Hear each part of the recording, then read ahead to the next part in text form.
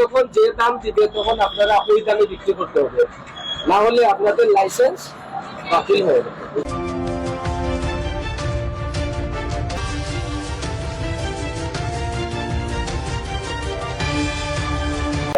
সরকার দাম দিচ্ছে 1356 টাকা, এর থেকে আরো 15 টাকা ডিসকাউন্ট করে হচ্ছে, এখন 13 টাকা কমানি। জি 15 টাকা কমানি হয়েছে। যাই হোক, এখন বর্তমান দাম হইল কি আপনার 1340 টাকা, 1341।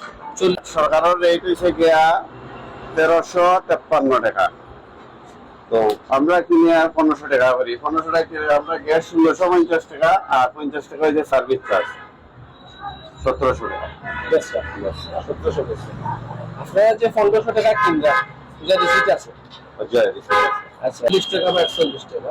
এখন বিষয় হলো আপনারা সরকারি দামে মাল বেচবা, এটা আপনারা লাইসেন্স উপর আছে, এটা ঠিক আছে। সরকার যখন যে দাম দিবে তখন আপনারা ওই দামে বিক্রি করতে হবে, না হলে আপনাদের লাইসেন্স বাতিল হয়ে যাবে। এটা ঠিক আছে। এখন আপনি যে আনছেন কত করে? 1500 টাকা। 1500 টাকা করে আপনি কিনছেন।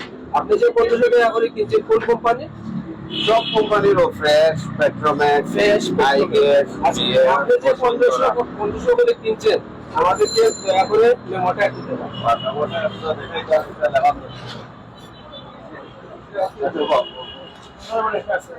অনেকটা আছে।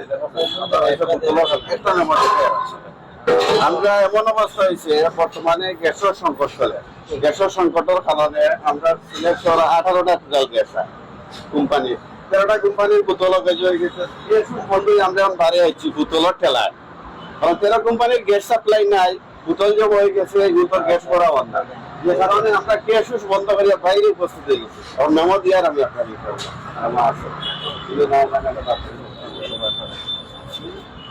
আমরা চাই সরকারের এইটা আমরা ব্যস্ত, আমরা চাই, কারণ আমরা মনে করি 1341 টাকা সরকারের রেট, আমি কিন্তু 1241 দিই, 1240 দিই, কারণ 100 টাকা যদি আমি পাই না, তো আমি 14 ঘন্টা দোকানদারি করার কোনো মানে নাই। ঠিক না ভাইয়া? ওই দরটা 30 পিস মাল কিনছি 1500 টাকা করে পার পিস।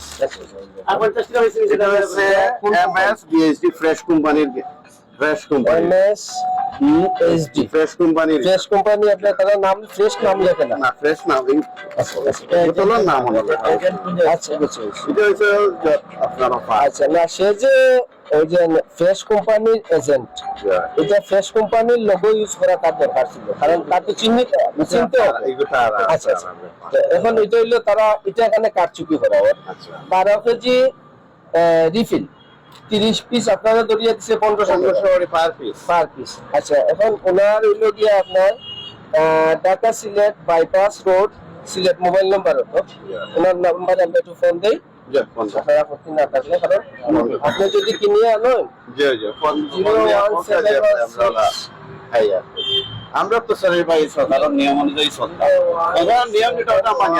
আমি যদি সরকারটা কি 200 টাকা দিয়ে কিনি, আমি বেশি নিতে যাবো, কারণ আমরা কইলে মাল দিতে বুঝছেন। আমরা সবাই দিন কথা পড়ে গেছি।